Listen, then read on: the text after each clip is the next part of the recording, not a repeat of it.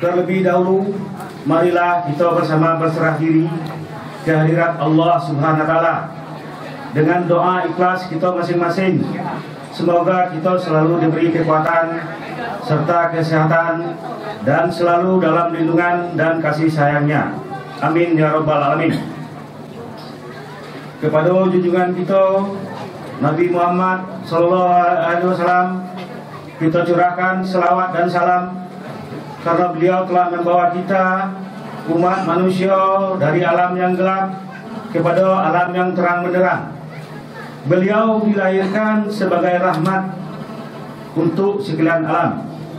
Marilah uswatun hasanah yang melekat pada beliau menjadi pedoman kita dalam mengarungi hidup dan kehidupan kita ke masa yang akan datang.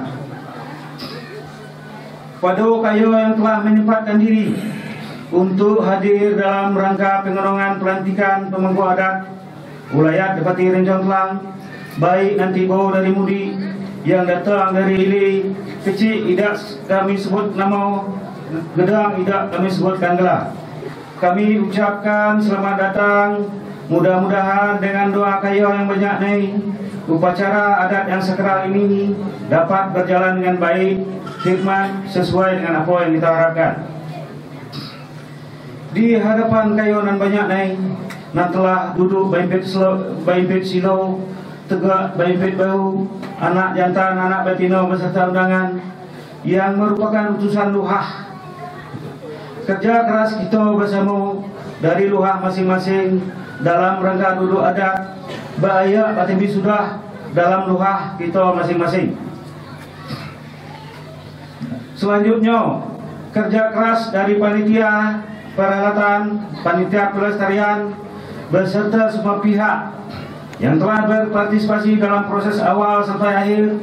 Kita ucapkan terima kasih yang sedalam-dalamnya.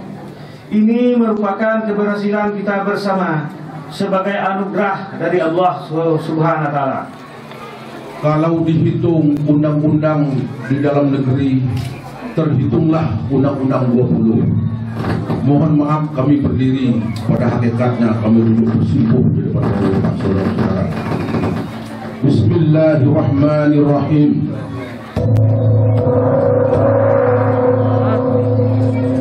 Begini serah kita yang hadir pada saat ini. Seko nanti kau takah, lembaga nanti kau jinjik. Joroh kamai dari dusun muat, depati Rio Genti Merajo, lah kayo undang dengan sebab sini sembah. Siheh sekapo ukuk nasebatang, siheh itu talo kegeledangan kamai. Ukuk nasebatang itu talo sembah kayo kepada kamai. Di dalam serano nasebatang lengkap dengan isinya telah kami terima bahwa kami hadir di tengah-tengah kayo saat ini. Kita nan duduk di pangkal lantai, di sukup atap, di lingkung dinding dapat sudut empat. Nan tegak di jati halaman dapat sapu, dan duduk di tangga, dan duduk di bawah celak, di bawah piagam di Pati Rincon Klang pada saat ini. Yang mana kamai pada saat ini ibarat burung mau, diasung pergi di imbau timur. Sepantun dengan burung enggang, kamai sekawan dengan kayo, kaum adat dusun ini Pati Rincon Klang. Dengar kayo hambanya anak jantan, anak betino, seisi alam, seisi negeri. Negeri berpagar adat, tepian berpagar baso. Balarik bajajo, batumbuk, bak mendol, batindih, bak asok, bak dinding nan tarata, bak halaman dan pasapu. Kampung Batuo, negeri Merajo, Luhak, negeri Penghulu. Itulah seko yang kita pakai. Pesan dendam, warai yang kita jawab, halipah yang kita junjung. Dengar kayo banyak isi alam si negeri. Ramor-ramor si kumang jangki keti indah balik pakubur patah tumbuh bilang berhenti. Adat lama persekurusan. Selaut selama ini yang kita hijau yang kita pakai. Yang tak lapok hujan dan lakang dipanai, dianjak layu dicabut matai. Adat nan lazim sarak nan kawi. Yang berdasarkan adat peseli sarak peseli kita Allah berfirman di dalam Al-Quran. A'udzubillahi minasyaitonirrajim. Bismillahirrahmanirrahim. Ya ayyuhallazina amanu wa ati'ullah wa ati'ur rasul wa ulil amri minkum. Ikut kata Allah, ikut kata Rasul, ikut kata pemimpin di antara kamu. Rajo adil, rajo disembah, rajo zalim, rajo disanggah. Itulah pakai adat kita selama ini. Dengar kalau hambanya seisi alam, seisi negeri, anak jantan, anak batino. Kalau bunyi gong Genti Merajo di dusun muat itu jatuhlah gelar di Pati Tanggo di dusun Pulau Sanggar. Pun begitu pula di Pati Tanggo bunyi gong jatuh gelar di dusun muat. Ini yang kita hijau, kita pakai dari dulu sampai sekarang. Mulai dari anak ayam bisa belakang antar, mulai dari anak lam bisa bertikai, dan bisa ada anjak lagi. Kalau tanduk akan lekat di gening, nyo tak boleh lagi menggerakkan betis menyencangkan lengan. Nyo diutang dengan berposikok berseratai. Namun nyo jadi tetap jadi juga. Mempersilakan beliau melatih anak jantan belum dari Bin Bayu. Bismillahirrahmanirrahim. Bukan sebedak saja. anak serai dalam padi. Bukan ku tegak saja, aku nyampai isi alam, isi negeri. Buruk lai berganti lai, buruk wah borang duduk. Letak ilang berganti, makuk berganti lah raja Dipati Ramo duduk, Dipati Tagor. Yang bernama Bustami bin Ilyas. Makuk itu kita angkat Dipati baru yang bergelar kecil bernama Geliak, iaitu saudara kita Rustam bin Makruf. Rustam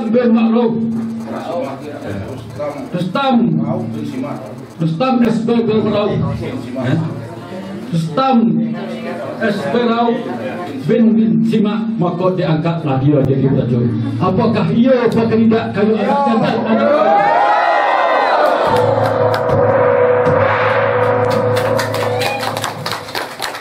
Terima kasih. Alhamdulillah, insyaAllah beliau sudah bergelar Dipati Tagor pada saat ini. Begini Dipati Tagor, kalau ini lah jadi hudang, kalau lah menghuni rumah gedang dapat izin teras petangga batu, orang terpadang dalam negeri, dan duduk di tiang tengah dan baca surat tak boleh memulai.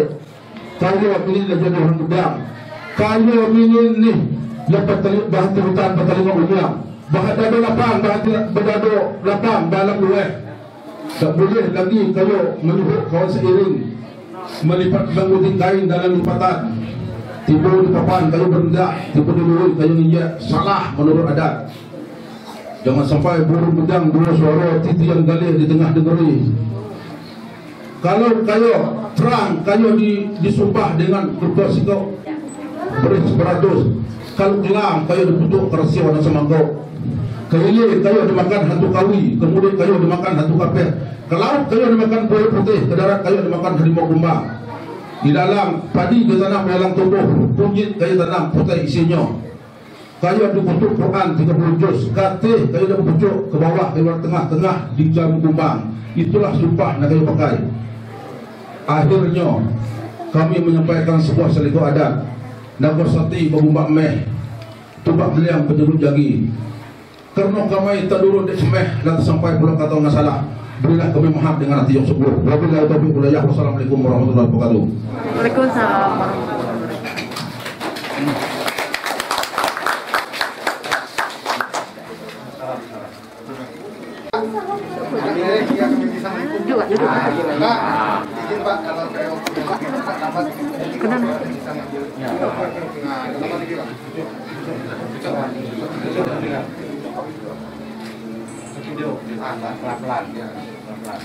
Para ulama jadi pandai Dipati Nenek Mama, baik pancang-pancang Dipati Nenek Mama yang saya muliakan. Kepada anak jantan, anak batinu, kok kecil nandak sabut nemo, kok gedang nandak sabut gelang, yang saya hormati. Aku nak ijek sepatah kata.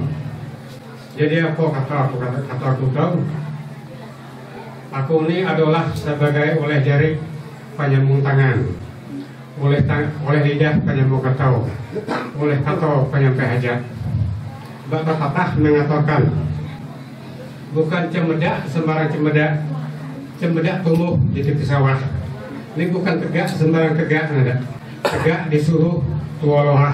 Mungkin enggak ada selisih dalam yaitu pelaksanaan Kamenisto yang kedua. Kenapa saya demikian? Karena kau temenglung di desa Lubuk Paku itu masih di dalam genggaman yaitu tuoloha. Secara halus sudah kami nerangkan kalau panitia pelaksanaan. Seterusnya salawat beri salam tak henti-hentinya kita kirimkan kepada junjungan kita yaitu Nabi besar Muhammad Sallallahu Alaihi Wasallam. Tunggu, tahan dulu. Tahan. Gini enggak? Jadi hari ini adalah hari pengukuhan pakai sekolah prokar. Memang proses ini sudah lama kami rencanakan. Alhamdulillah pada hari ini dapat dilaksanakan tanpa ada gangguan dan kami juga sepakat semuanya untuk menjaga keamanan. Mungkin itulah acara utama kami hari ini adalah pelantikan Depati Rencong Telang. Ini ada berapa Depati Pak yang Depati mungkin nanti saya serahkan kepada Pak Senong untuk menjawab lebih kepada semua. Khusus Depati yang dilantik hari ini sebanyak 10 Depati, kemudian ada yang 4 itu masih hidup. Jadi jumlah daripada Depati Rencong Telang itu sebanyak 14 orang, ditambah kembar dan rekan serta pengurus kaki kembar. untuk pengangkatan ini dilakukan berapa tahun sekali atau bagaimana prosesi? Apakah ada yang mati atau ada yang baru atau gimana? Masalah prosesi pengangkatan Depati Rencong Telang itu sesuai dengan adat lama keputusan waris yang juga halifa yang dijurung yang diwariskan oleh nenek moyang juga, itu ada aturannya. Aturannya itu mati diganti oleh umpan disisip. Ketika sudah harus diganti dan disisip itu, maka akan dilaksanakan prosesi itu kembali.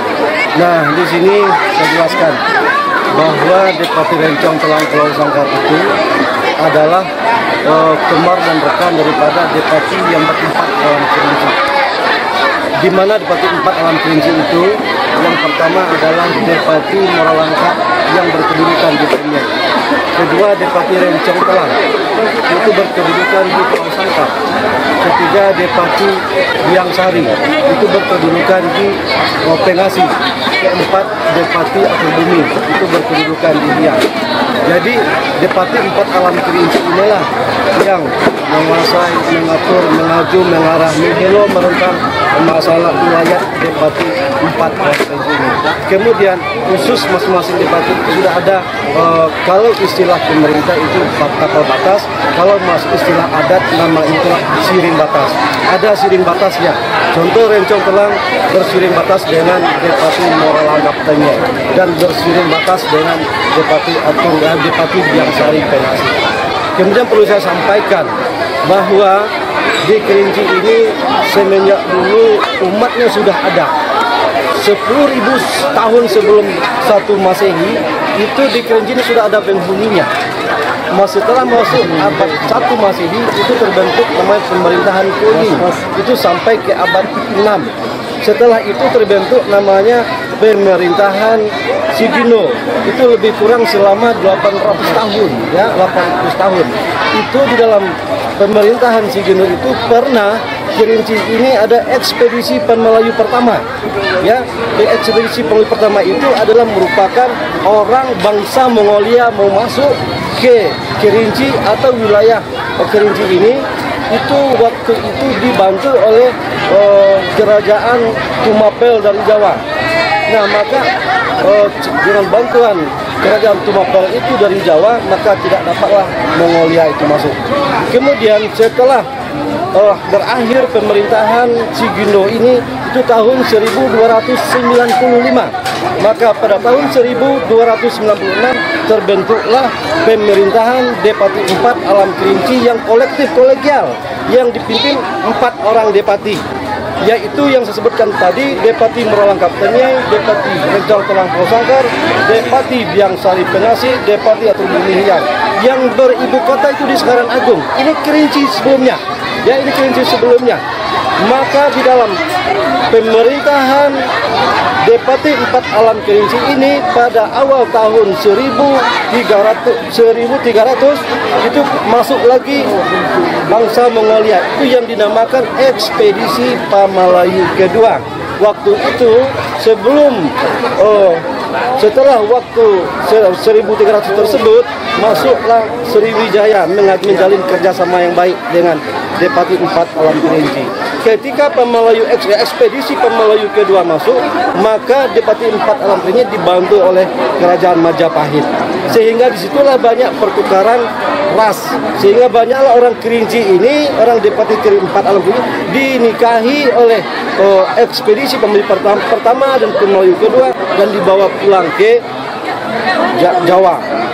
perlu saya sampaikan, ini sudah kita sinkronkan dengan Majapahit, bahwa yang namanya Gajah Mada itu adalah keturunan daripada Depati 4 Alam Kerinci. Inilah Kerinci tidak pernah dijajah oleh siapapun. Walaupun Belanda masuk pada tahun 1901 dan 1903, Belanda pernah menciptakan sebuah pemerintahan, namun dengan kepiawaian Depati 4 Alam Kerinci namun tidak berhasil. Artinya Belanda Cina juga menjalin kerjasama. Jadi perlu kita ketahui, kita sebagai orang Kerinci ini, bahwa Kerinci tidak pernah dijajah oleh siapapun. Mungkin itu yang dapat kami sampaikan. Terima kasih. Mungkin Pak ada Depati yang lain Pak selain dari 4 Alam Kerinci? Ya, Depati yang lain pada tahun 1500 setelah Majapahit pulang, maka kerajaan Kesultanan Jambi ya melalui Pangeran Temenggung Kabaru mengakui kedaulatan dan kemerdekaan Depati 4 Alam Kerinci ya, Depati 4 Alam Kerinci. Ini diberi tanda dengan pengakuan dengan berupa kain sutra yang bernama Sabul Luki-Luki. Kain tersebut ukuran 2,40 meter kali 1 meter. Tahun berapa ini diakui dan kedaulatan ini Depati 4 Alam Kerinci ini adalah tahun 1500. Itu diakui. Pertama kali diserahkan di Depati Moralangkap Temiai oleh utusan Pangeran Temenggung Kabaru tersebut menyerahkan. Yang kedua diserahkan di Rencong Telang Pulau Sangkap. Dan yang ketiga diserahkan di Liang Sari Pengasih. Dan yang keempat diserahkan di Atur Bumi Hyang. Sampai di Atur Bumi Hyang ini, maka ada usulan dari beberapa depati di bawah Atur Bumi tersebut. Contoh, mulai daripada Depati Kepala Sembah Semurup sampai ke Depati Serah Bumi Sleman menginginkan kain Sabul Luki-Luki itu, mereka juga menginginkan untuk mendapatkan kain tersebut. Namun oleh Pangeran Temenggung Kabaru itu tidak mau menyerahkan, karena yang diakui oleh Pangeran Jambi atau Kesultanan Jambi orang kayu hitam pertama adalah 4 depati. Namun kebijakan para depati yang ada di Atur Bumi itu, kain tersebut dibagi dua dulu. Ya, dibagi dua. Sehingga kain tersebut yang 2,40 meter itu dibagi dua, jadi semeter 20 kali semeter tetap untuk Atur Bumi Hyang. Yang semeter 20 kali semeter dibagi 7, ya, dibagi 7, sehingga mulai dari Kepala Sembah sampai ke Depati Serah Bumi mendapat 15 cm kali 1 meter. Itulah namanya Depati 48 helai kain yang biasa lazim disebut oleh para depati, mulai Depati Kepala Sembah ke Depati Situo Kemantan, Depati Sekungkung Putih di Depati 7 sampai ke Depati Mudo Terawang Lidah Penawar, Depati Rawang Mudik, Depati Rawang Dilit, sampai terakhir Depati Serah Bumi yang berada di Sleman. Itulah depati yang lain waktu kejadian pada tahun 1500 tersebut. Gitu. Gimana? Baru beberapa bulan terakhir kami dapat kabar ada depati Rencong Telang gimana? Ya, kalau depati Rencong Telang ujung Kerajaan Pagaruyung itu mungkin biarlah alam yang akan menyeleksinya.